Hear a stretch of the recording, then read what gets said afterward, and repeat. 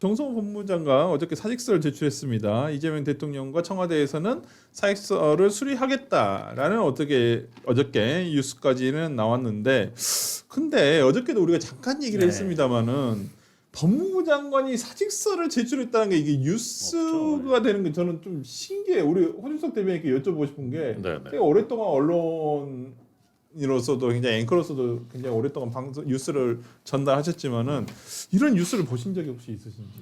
그러니까 그 대통령의 뭐 오른팔인지 왼팔인지 모르겠지만 그러니까 친명 좌장이었던 정권의 핵심 중에 핵심이고 어떻게 보면 정신적인 지주 약간 뭐 지주까지는 안 뭐 그런 사람이 장관을 나는 안 하겠다 그만두겠다라고 하는데 그거를 못하게 했다가 이거는 제가 본 그런 30년 그러니까 기자 생활에서 한 번 본 적이 없어요. 그냥 사의 표명하고 그냥 수리하겠다 이 정도로 끝나는데 사직서를 제출했다는 게 그 인사처에 제출했죠. 진짜야. 인사혁신처에다 제출했어요.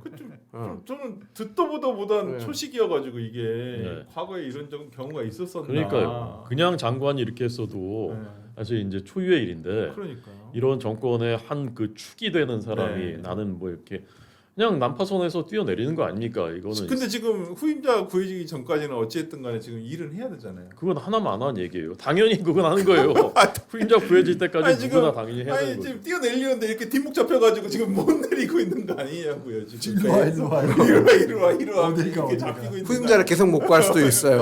10월달까지. 아니 한덕수 국무총리가 실제 원래 2024년도 그만두려고 하셨죠. 3월달에 사의 표명을 했어요. 근데 후임자가 안 구해져가지고 결국에는 그렇게 직무대행까지 하였다. 권한대행까지 하였다. 12월까지 그냥 이렇게 그렇게 된 거거든요. 아이고. 참. 이게 정성호 법무부 장관도 사직서는 제출했습니다만은 아직 법무부 장관을 그만둔 건 아니에요.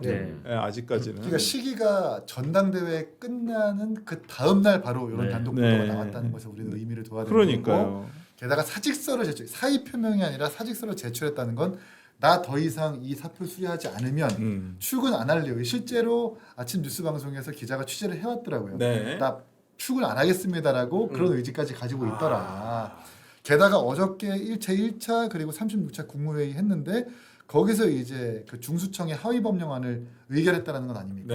그 정성호 장관 입장에서 국무위원인데 얼마나 현타가 오겠어요. 아니 법조인이 아니어도 중수청장이 될 수 있다는 그 직제하는 그 법안을 어떻게 평생 법조인으로 살았던 정성호 장관이 통과시키고 의결할 수 있겠습니까? 게다가 지난 4일날 대법관 후보 추천위원회에서 다른 추천위원들한테 진짜 걱정이 된다. 이렇게 빛의 속도로 형사법 개정하는 사례가 없다라고 하면서 본인의 진심을 보였어요. 그럼 빨리 하루라도 빨리 사퇴하고 싶었는데 사직하고 싶었는데 전당대회 때문에 못했던 거죠. 만약에 사직서를 제출했다는 기사가 나버리면 보안수사권 폐지라는 그 구도에서 영향이 있을 수밖에 없기 때문에 김민석보다 정청래한테 뭔가 도움이 될 수 있는 것 아닙니까?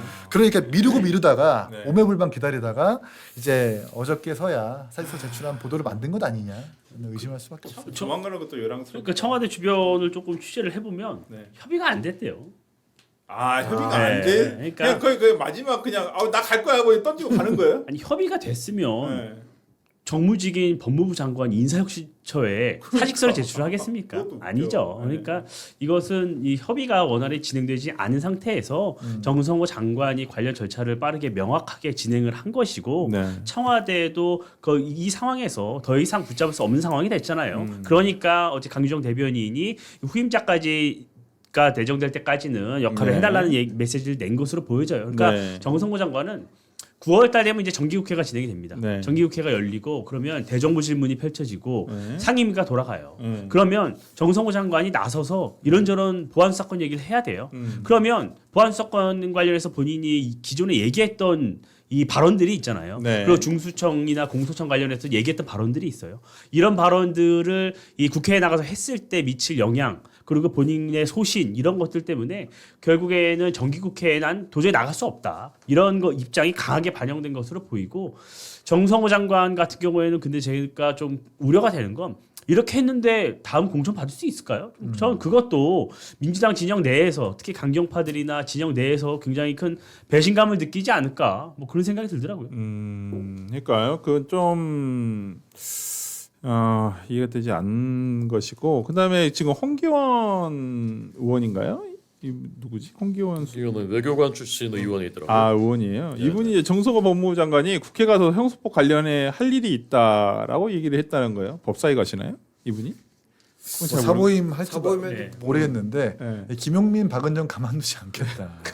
니들 한참 죽었어. 나보다 까마득한 법조인인데 그렇게 잡돌이 하더니만 네. 나 국회 돌아가면 너넨 죽었어. 니들 죽었어? 약간 이런 느낌인 것 같아서 예, 약간 기다려. 아니 이러다 네. 법사위원장 바뀌는 거 아니에요? 간담이 서늘했습니다. 이거 서영교에서 정성호 법무부장 근데 그것도 좀 이상하다. 아, 그럴 수 없죠. 예, 그 법무 서영교 법사위원장도 큰 뜻을 품고 있는 사람이기 때문에 그렇죠. 범인이 이해할 수 없는 초식을 펼칠 아니 겁니다. 원래 그 담당 장관을 하면 소관 상임위를 안 가요. 그렇지. 근데 박범계 의원이 법무부 장관을 하고 또 법사에 법사에 갔어요. 그래. 그러니까 잘못된 관행을 만든 거죠. 관행이. 또 가능해요? 관행이 그러니까 아까 공천 말씀하셨는데 저는 공천은 이제 끝났다고 보고 물 건너갔다고 보고 손절이란 말이 있잖아요. 우리 손해를 너무 많이 봤어. 그렇지만 지금은 덜 보기 위해서 잘해줘요. 여기서 잘라야지 아니 하고 손절한 건데 저는 그러기에는 대장동 황소포기 네. 너무 이제 본인 이거는 피해갈 수가 없어요. 아니 이거 그러니까 직권남용으로 반드시 나중에 사법 처리될 가능성이 굉장히 높다고 봅니다. 이분이 뭔가 자기가 피해자인 양 지금 이게 행세를 하시는데 제가 봤을 때는 사법 파괴 오적 중에 한 분이세요. 예, 저는 본인의 책임이 결코 가볍지 않다. 굳이 구분하자면 대통령이 주범이고 예. 정성호 장관이 공범 같은 예, 개념인데 문제는 전 공천에 대해서 좀 다르게 판단하는 게 레버리지가 있죠. 아, 항소 포기를 어떻게 지시를 받고 아. 어떻게 이해했는지를 그 그렇지. 속사정을 가장 잘 아는 사람이고 그렇지. 항소 포기만 한 게 아니라 2심에서 무죄받은 송영길 상고 포기까지 해줬어요. 그렇죠. 예. 그걸 주도해줬던 게 정성호 장관인데다가 어쨌든 본인은 반대한다고 하지만 형사법 개정안에서 법원에서 할 수 있는 공소 기각 확대 사유를 넣었기 때문에 그렇지. 그거는 정성호 장관이 했던 일이거든요. 네. 그러니까 그걸 레버리지로 레버리지 ETF 얘기하면 안 되는 거예요. 그걸 레버리지로 공천을 요구할 수 분명히 있을 거라고 좀 네. 봅니다. 전 그래서 송영길이든 김민석 대표든 간에 챙겨줄 수 있는 지분은 분명히 있을 거다. 뭐 있을 수도 네. 있죠. 뭐 워낙 김명기 수법을 똑같이 쓰는 네. 거죠. 그렇죠. 예. 그렇죠. 아니 이런 가운데 한동훈 의원이 오늘 SNS에 좀 흥미로운 얘기를 남기셨어요. 이제 진짜 작전이 시작되나 보다. 이재명 공소취소 특공대가 움직이고 있다. 이런 얘기를 했는데 한번 좀 소개를 해주시죠, 김명 대변인. 그러니까 한동훈 의원 이렇게 요새 선제적으로 이런 이슈에 대해서 먼저 세게 얘기하는 것, 특히 이재명 대통령이 지금 공소 포기할 수도 있다는 얘기를 하는 이유가 공소 취소할 수 있다는 얘기를 하는 이유가 네. 현재 국민의힘 의석수 가지고는 민주당이 추진한 법을 막을 수가 없어요. 그러니까 선제적으로 이렇게 여론의 군부를 떼움으로써 언론의 주목도 받게 하고 국민들의 관심을 가지게 하는 겁니다. 물론 네. 페이스북 글로만은 막지를 못할 수도 있어요. 네. 실제로 공소 포기도 그렇게 해서 못 막았지 않습니까? 근데 분명한 거는 공소 포기를 한동훈 의원이 먼저 제기함으로써 언론의 관심이 다 가졌지 않습니까? 국민들께서 모르고 넘어갈 수도 있었고 아니면 그냥 기사 한 줄로 단신으로 끝날 수 있었던 거를 국민적 관심사로 만들었다는 점에서 저는 한동훈 의원이 이런 식으로 앞으로 계속 의정 활동을 하실 거라 생각을 해요. 이재명 대통령이 벌이고 있는 이런 사법 파괴라든지 민주당에서 벌이고 있는 사법 각종 이런 자신들만을 위한 이익진을 만드는 거에 대해서 네. 한동훈 의원이 이런 식으로 앞으로 많이 막을 거라는 점을 말씀드리겠습니다. 그러니까요. 지금 하여튼 뭐 그러니까 약간 그런 느낌도 들더라고. 더킹이라는 영화에 보면 이 보복을 하기 위해서 어떤 건설업자를 치기 시작해요. 네. 네, 압수수색을 하고 구속 수사를 하고 그쵸. 그다음에 이제 한 정치인을 야당의 정치인을 이제 구속까지 이르게 하는 뭐 그런 내용이 잠깐 나오는데 약간 그런 거 아니냐. 쌍방울 주가 조작 압수수색 이거 나온 지가 굉장히 오래된 얘기고 그렇죠. 그리고 쌍방울 주가 조작은 어떤 주가 조작인지 모르겠어요. 실제 주가 조작을 한 적도 있습니다. 근데 그걸로 이미 김성태 회장은 제가 알기로는 처벌을 받았어요. 네. 이 대부 송금 전에 이미. 근데 이제 그걸 그 뒤에 어떤 대부 송금과 관련해 가지고 이걸 주가 조작으로 지금 보고 수사를 하는 것인지 어떤 것을 특정해서 얘기를 하고 있지는 않아요 지금. 맞아요. 네. 그런 내용들이 있어서 고소도 아니고 고발 들어온 사건 가지고 지금 그것도 검찰이 해체하기 한 달 남겨놨는데 지금 검찰- 이렇게 열심히 일한다고요? 지금 검찰 제가 알기로는 일 일 안 안 하는데 해요. 사건 쌓여 있다고 아니 막 사건을 그러는데. 지금 분배하기 위해서 네. 왜냐면 어디로 뭘 보내야 네. 될지 왜냐면 지금 실제 가지고 있는 사건이나 올라온 송치 사건들을 자기들이 이제 수사를 할 수가 없으니까 이걸 전부 다 분배를 해줘야 돼요. 중수청으로 할지 아니면 뭐 경찰청으로 보낼지 이걸 전부 다 배분을 하느라 지금 정신이 없어요. 실제로는. 근데 지금 무슨 수사를 해요. 그건 말이 안 되는 거죠. 어떤 의도를 갖고 있는 거지. 하여튼 뭐 제가 알기로는 그렇습니다. 하여튼 이 부분 관련해 가지고 얘기하고 뭐 김용민 의원도 보니까 지금 재명인의 마을에서 좀 강퇴가 되네요. 강퇴된다고 지금 뭐 네. 화면 하나 띄워주시죠. 투표하고 있답니다. 거기서 별 관심은 없습니다. 제가 재명인의 마을 회원도 아니어서 뭐 하든 말든. 근데 여기도 소위 말하는 친명계들한테 완전 찍혔다는 얘기네요. 보니까 약간 원래 약간 좀 김용민, 박은정 뭐 이쪽은 전부 다 약간 친명계와는 좀 다른 얘기를 했었었고 보안수사권 관련해서도 마찬가지고 어찌 보면 대통령의 뜻에 어긋나는 얘기를 이제까지 계속 해왔었잖아요. 근데 이제 와서 하는 건 무슨 의미인지는 모르겠어요. 뭐 그 의미가 있나? 뭐 재명인의 마을에서 강퇴되면 다음 공천 떨어지나요? 그럴 것 같지도 않은데 내가 보니까. 근데 남양주는 좀 다 바꿔줬으면 좋겠어요. 거기는 쉽지 않죠. 김병민이란다. 김명주, 최민희, 김용민이죠. 예, 하여튼. 한성의 라인업이에요. 남양 그래도 보수의 희망 수석 최고위원분이 계셔가지고 기대하고 있습니다. 열심히 해주시길 응원하고도 있습니다. 최민희 의원님 굉장히 기분 나빠하는 티를 언론에 그냥 대놓고 하더라고요. 인터뷰에서 진짜 쉽지 않으신 분이 보고 있는데 듣고 있는데 좀 불편하더라고요. 기독교 방송 인터뷰에서도 노골적으로 네. 공론장이 아니다라고 얘기하더라고요. 되게 진행자분이 그래도 뭐 당황하지 않고 잘 인터뷰 이어나가시긴 하셨는데 그게 과연 정치인의 태도인가? 패널의 의견이 기분 나쁘면 인터뷰 요청 왔을 때 안 하면 되잖아요. 그러니까요. 그런데 이거 패널의 의견이고 네. 그게 뭔가 진행자나 내지는 방송의 기조는 아니었잖아요. 그러면 그 패널 한 분의 개인 의견으로 받아들여야지 그걸 뭔가 언론 전체의 언론관 기조로 이해하고 그 자체를 공격한다는 게 아니 그게 이분이 수석 최고야. 진짜 언론 자유를 위해서 옛날에 그렇게 시민운동 하셨던 분이 그러니까 맞는지 언론인 출신인데다가 난 과방의 출신인데다가 이해 안 가요. 언론 통제를 못해서 안 달란 사람 네. 같아. 내가 봤을 때는. 그러니까 그들의 자유는 그들이 마음대로 하고 싶었던 걸 못 해가지고 투쟁을 했던 것이지 진정한 어떤 언론인의 자유 무슨 뭐 진짜 뭐 시민들의 자유를 위해서 나는 운동했다고 절대 생각이 하나도 안 들어요. 지금 보니까 와 그들은 자기들이 못해서 저랬구나 이런 생각이 좀 들더라고요. 이렇게 설주환 변호사가 이렇게 각성한 걸 보니까 정말 제 마음이 너무 뿌듯합니다. 뿌듯하십니까? 정말 뿌듯합니다. 어떻게 보면 이게 우리 젊은 세대들의 어떤 그 상징이라고 저는 그게 보여지기 때문에 진짜요. 그래서 좀 많이 깨우쳤으면 나라에 정말 좋겠어요. 희망이 있다. 진짜요. 저 같은 사람이 굉장히 소수라서 죄송할 뿐입니다. 젊은 사람들은 많아요 꽤. 저랑 호대빈이는 별로 나이 차이가 크지 않은데 생각보다 얘들보다 내가 훨씬 많아요. 얘들이 한참 어려요, 진짜. 알겠습니다. 그 다음에 우리 이제 그래도 마지막 전당대회가 끝났지만 우리 방금도 얘기했다시피 우리 응원드리고 있는 최민희 의원님에 대한 소식이어서 한번 해보겠습니다. 김민석 대표 체제 첫날 오늘 최고위원회가 열렸습니다. 김민석 대표는 벽이 없는 원팀을 만들어야 된다라고 하지만은 최민희 수석 최고위원은 그렇게 얘기했습니다. 원팀의 개념은 바뀌어야 된다라고 하셨어요. 어떻게 바뀌어야 된다는 거예요? 우리 오늘 민주당 최고위원회 혹시 최고위원 생방송을 보셨는지 모르겠습니다만 발언 말고 저는 못 보고 방송 들어가서 그 썸네일만 봤는데 그 썸네일에 한번 보셨으면 좋겠어요. 단체 사진을 박았는데 그게 굳이 박선원 의원과 최민희 의원의 손을 안 잡고 꽃다발을 안 들고 되게 심드렁한 표정의 그 사진을 썼더라고요.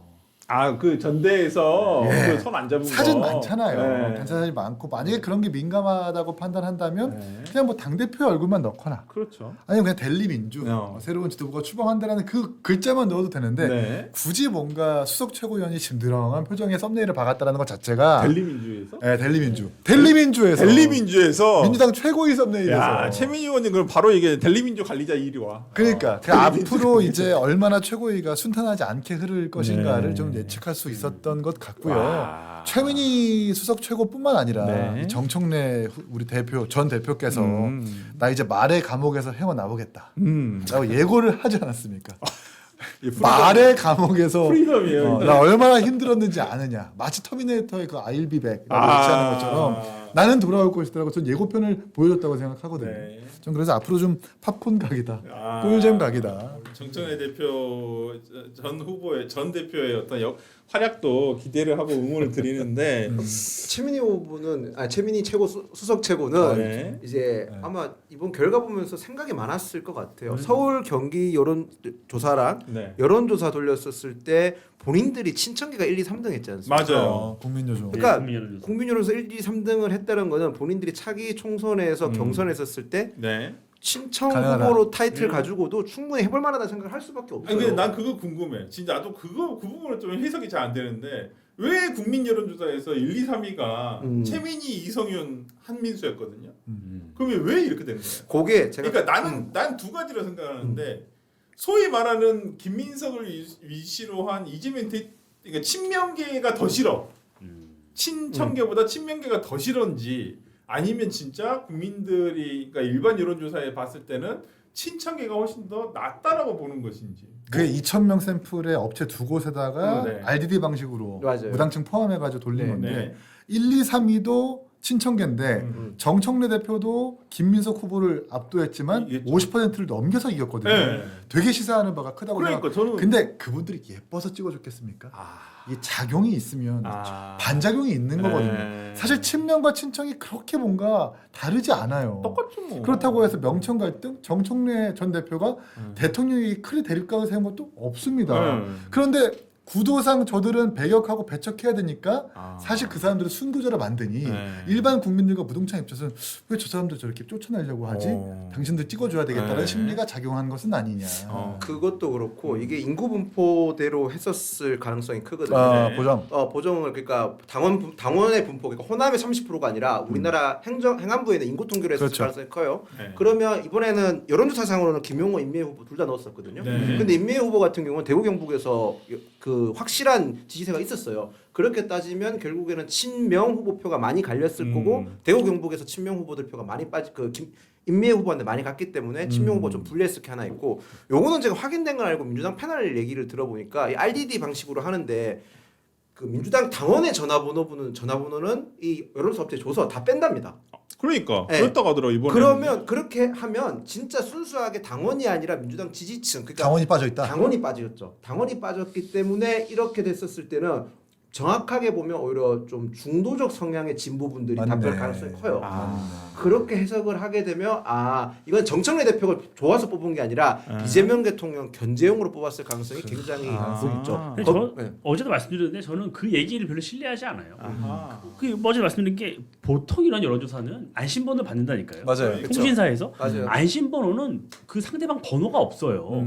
그게 변환된 숫자로 온단 맞아요. 말이에요. 무작위 그러면 숫자. 그 무작위 숫자에서 네. 당원들의 번호를 뺄 수가 없어요. 네. 기술적으로. 근데 어떻게 당원들을 빼내네요? 그러니까 걔네들이 걔네들 죄송합니다. 민주당 지도부가 아니라 선대위에서 아마 당원 명부 안심번호 전화를 안 하고 그냥 콩으로 준 것 같아요. 그러면 RDD 에서. 그렇게 하면 더 신뢰가 떨어지죠. 그쵸. 왜냐면 어느 업체가 갖고 있는 DB로 돌리냐에 따라서 다를 수 있단 말이에요. 그러니까, 그래서 저는 물어봤을 수는 있어요. 민주당을 지지하느냐 당원이냐. 네. 당원 여부를 물어볼 수 있죠. 네. 그러면 훈련받은 사람들은 당원이 아니라고 하고 거기서 설문에 응하면 되는 거예요. 그러면 전혀 걸을 수가 없는 시스템이에요. 네. 저는 저는 친청계의 조직력이 더 단단하다고 그거는 이 외에는 설명이 잘 안 돼요. 070 놓고 돌렸단 말 네. 듣고 나서 제가 이제 확실히 이 조직 투표가 됐겠다 그러니까 싶었어요. 기존의 이제 친청계 코어 그들이 얘기하는 코어 그리고 전통적인 민주당 지지층 굉장히 여론조사 응답을 잘하는 훈련된 정치 고관여층의 당원들이 열심히 응답을 했다. 받았다. 저는 그거 외에는 설명이 잘 안 된다고 보고 그러니까. 일부는 그 이재명 대통령과 친명들의 행태에 대한 반감, 네. 그 반작용, 네. 그리고 이재명 대통령의 부동산 정책에 대한 반작용 이런 것들이 종합적으로 반영이 돼서 50%를 간 넘긴 그 과반을 차지한 게 아닌가? 저는 이게 그런 생각합니다. 민주당뿐만 아니라 국민의힘 역시도 이 여론조사 경선할 때 있어서는 지금 뭐 로우 데이터를 공개를 안 하거든요. 네. 이 부분은 좀 개선할 필요가 있다고 생각을 해요. 로우 데이터도 개선하고 질문지라든지 표본 추출 어떻게 하는지 모집단을 어떻게 하는지가 다 공개가 돼야 저희가 분석도 할 수 있고 신뢰할 수 납득도 있는데 가능하죠. 납득도 가능한데 지금은 어느 정당이든지 경선하는 과정에서 이런 방식을 안 하고 있거든요. 네. 만약에 그게 그 패널의 주장이 맞다면 민주당이 자신들이 갖고 있는 당원 DB를 그렇죠. 그 해당 거죠. 업체에 통으로 줬다는 거예요. 그렇죠. 그럼 그 업체는 그 DB를 갖고 얼마나 많은 앞으로 모든 그렇지. 민주당 당내 경선에서 그렇죠. 얼마나 많은 이 사업을 할 수 있겠어요. 그렇지. 이거는 상식적으로 저는 가능하지 않다고요. 사무총장님 말씀해 보세요. 맞는 말씀입니다. 네. 맞는 말이에요. 아니 사무총장님 근데 벌써 유튜브 사이에서 약간 그 RDD 방식의 여론조사를 부정하는 듯한 그렇죠. 콘텐츠들이 막 네. 와요. 여조 부정인가요? 근데 여조 부정은 알겠지만 필패거든요. 여조 부정은 필패입니다. 여조 부정하신 건가요? 하여튼 뭐 그런데 이번에 오늘 아침에 중앙일보기사인가요? 이거 좀 그 김용도 떨어진 이재명 호위무사 잔혹사. 그래서 이 김어준 씨가 이걸 가지고 뭐라 그랬냐면 친명 타이틀을 내세우는 게 도움이 되냐 이제 따지기 시작할 것이다라고 하면서 친명계 몰락의 시작이다라고 지금 얘기를 하고 있거든요. 어떻게 보시는지 허주석 대변인. 그러니까 저는 그 정권의 이익과 네. 나의 이익이 얼만큼 강고하게 결부되어 있느냐 그거에 따라 저는 표심이 갈렸다고 생각하거든요. 정권의 이익이 바로 내 이익이다. 네. 그런 사람들이 꽤 많습니다. 지금 우리 사회에. 그렇죠, 그렇죠. 사람들은 어떻게 판단했느냐. 정권이 붕괴되는 건 막아야 되겠다. 그런 정권 붕괴 위기감이 코스피 막 그 그렇죠. 폭락할 때 있었다고 봐요. 네. 부동산 민심 막 들고 있고 그렇죠. 그러니까 야 이재명 공소 취소 이거는 안 될 것 같은데 그리고 이렇게까지 가면 안 되는데 하지만 정권은 일단 지켜야 되겠네. 잘못하다가 큰일 나겠네. 그럼 호남의 선택도 그런 차원에서 영향이 있었다고 저는 네. 봅니다. 플러스 반도체. 그런 사람들은 그냥 밀어준 거예요. 친명 쪽을. 근데 그거보다는 조금씩 더 멀어질수록 그래도 상식적으로 합리적으로 생각하면 이렇게 공소취소로 갈 텐데 이렇게 네. 김민석이 되면 네. 그건 막아야지. 그렇게 되면 다음 대권도 물 건너가는데 라고 생각한 사람들의 그 다수의 마음은 청도 비정상이지만 그래도 지금 여기보다 좀 나으니까 지금 저는 그렇게 움직였다라고 저는 보거든요. 네. 그래서 이렇게 비등했는데 그렇더라도 이 다수의 저는 그 상식과 합리 네. 이쪽의 그 기준으로 봤을 때는 네. 김용이 최고위원 되는 게 이게 말이 되냐 이렇게까지는 할 수 없지. 네. 저는 그런 것들이 작용해서 박성준, 이건태 다 그런 것들 속에서 다 이제 컷오프되고 떨어졌다고. 네. 하여튼 참 본인들도 뭔가 좀 김용 후보가 되는 건 전체적으로 이렇게 당에 좋은 건 아니다라는 근데 것은 됐었어야 돼요. 됐었어야 돼요. 네. 노골적으로 심판을 받아본 다음에 네. 아 여론과 국민의 민심이라는 게 이렇구나라는 것을 아뜨거하고 당해본 후에 네. 국정 기조가 바뀌는 게 그게 가장 정석인 건데 네. 대의원은 확실하게 밀어줬어요. 네. 그렇죠. 대통령과 아예 이심전심 그냥 노골적으로 정치에 밀어줬죠. 크게 관여돼 있는 사람들은 29%가 밀었습니다. 네. 근데 국민 여론조사 권리당원들이 그렇지. 안 뽑은 거거든요. 네. 확실하게 뭔가 자정적인 부분들이 있긴 하다. 한민수가 잘못했네. 네. 한민수가 조금만 못했으면 김용 후보가 되는 거였는데. 이거에서 이거 그러니까 이걸로 된 건데. 알겠습니다. 하여튼 뭐 오늘 뭐 여기까지 얘기하시기로 하죠. 뭐 나머지 뭐 얘기가 많긴 한데 국민의힘 얘기가 있긴 한데요. 국민의힘 얘기는 별로 뉴스가 안 돼서 재미가 없어서 다음에 시간 나면 한번 다뤄보도록 할게요. 예, 지금 징계 문제인데 알겠습니다. 아니 그 전에 신기하- 이석연 대통령 직속 국민통합위원장 어저께 100분 토론도 네. 생방송 네. 보다 깜짝 놀랐거든요. 네. 탈당 대통령 탈당하죠. 준비한 발언을 네. 하신 거예요. 네. 대통령은 네. 탈당하세요. 어. 보통 이게 네. 집권 후반부 내지는 그치. 반환점을 돌았을 때 음. 여당 내에서 1년 만에 나왔어. 같은 당 내에서 이런 맞아, 얘기가 맞아. 나오거든요. 이게 네. 고육지책이기도 하고 네. 분위기를 환기시키기 위해서 그 방식이 하나로 나오는데 네. 국민통합위원장 대통령이 임명한 국민통합위원장이 방송 중에서 저렇게 얘기했다라는 것은 네. 그리고 또 그 직책이 국민통합위원장이라는 것은 그러니까. 국민통합을 저해하는 요소가 대통령의 당적, 네. 대통령의 전당대회 개입이라는 걸 직간접적으로 시사한 바거든요. 맞아요. 그래서 저도 이게 깜짝 놀랐어요. 되게 큰 뉴스인데 네. 이게 워낙 지금 다른 뉴스들이 커져 있다 보니까 좀 가려지는 부분이 있어서 전망관에 이분 곧 그만 두셔야 되겠네요. 그러니까요. 본인이 책임지겠다고는 하시긴 하셨어요. 네. 정식으로 네. 책임지시긴 허은하 했는데. 비서관이 더 이제 또 난리가 났겠네요. 맞죠, 맞죠. 아, 안 돼. 감히 행정관 따위가 비서관은 아니세요? 아니야. 그 행정관 밑에- 아니에요? 아니, 행정관 몰라 나는 우리 당이 아니어서. 아마 민주당이지 아마. 네, 그러신 걸로 알고 있습니다.